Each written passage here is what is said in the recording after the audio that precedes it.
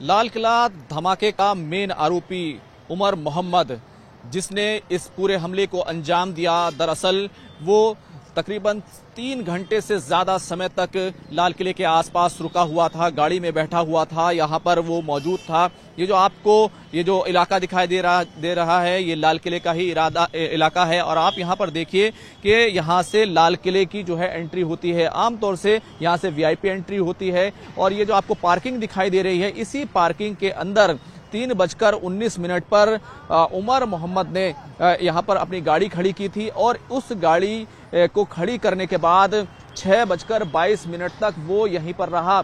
ये बात सूत्रों के हवाले से कंफर्म हो चुकी है कि वो यहीं पर मौजूद था और उसके बाद उसने यहां से गाड़ी निकाली। अब ये देखिए कि लाल किले का प्रवेश द्वार यहां से आमतौर से जो है ये वीआईपी रास्ता है। कल गृह मंत्री अमित शाह भी जब मौके पर गए थे, जो लाल किले के सामने धमाका हुआ था, वहां पर मौके का जायजा लेने गए थे, तो इसी रास्ते से गए थे।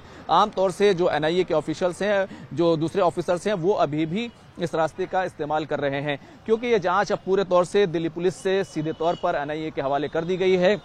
और अभी तक जो जानकारी मिली है उसके तहत जो तमाम इनपुट्स हैं, सीसीटीवी फुटेज हैं, वो एनआईए को उसको साझा किए जाएंगे। और इसके साथ साथ दिल्ली पुलिस भी अपने तरीके से, अपने एंगल से इस पर कुछ जांच जो है वो जारी रखेगी। तो एक समन्वय बनाने की जो है कोशिश की जा रही है। गृह मंत्री अमित शाह ने अभी थोड़ी देर पहले ही एक मीटिंग ली है, जिसमें उन्होंने तमाम चीज़ों की ब्रीफिंग ली है। लेकिन इसमें जो सबसे बड़ा एंगल और सबसे बड़ा जो सवाल है, इस पार्किंग के अंदर जो गाड़ी खड़ी हुई थी i20 जो हरियाणा नंबर था, उसमें जो नाम और कड़ी निकलकर सामने आई कि उस नाम के वो जो गाड़ी थी उसमें किस तरीके से 6 मरतबा उसको बेचा गया और आखिर में जाकर वो सीधे तौर पर जम्मू कश्मीर से, पुलवामा से उसका कनेक्शन जो है वो जुड़ता है। और 3 घंटे के बाद यहाँ पर ज़्यादा रहने के बाद वो यहाँ से गाड़ी लेकर निकलता है। लेकिन इसमें अहम एक कड़ी ये है कि क्या वो यहाँ पर अकेला था।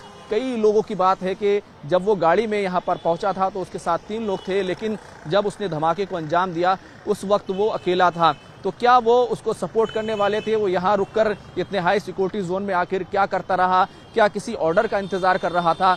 आखिर वो तमाम क्या चीज़ें थी? उन तमाम कड़ियों को ही अब जोड़ा जा रहा है और एनआईए अपने तरीके से इस पूरी जांच को अब लीड कर रही है। तो कुल मिलाकर एनआईए ने इस पूरे इलाके में अभी जो अपनी प्रक्रिया है, जांच प्रक्रिया है, उसको शुरू की है। लाल किले के आसपास उन्होंने फॉरेंसिक्स टीम ने तमाम आसपास की एक बार फिर से छानबीन की है। उससे पहले जो एफएसएल की टीम है वो पहले ही तमाम छानबीन कर चुकी थी, नमूने उठा चुकी थी। तो कुल मिलाकर अब एनआईए जो है इस मामले को लीड कर रही है और गुनाहगारों को पकड़ने के लिए वो पूरे अभियान को लीड कर रही है।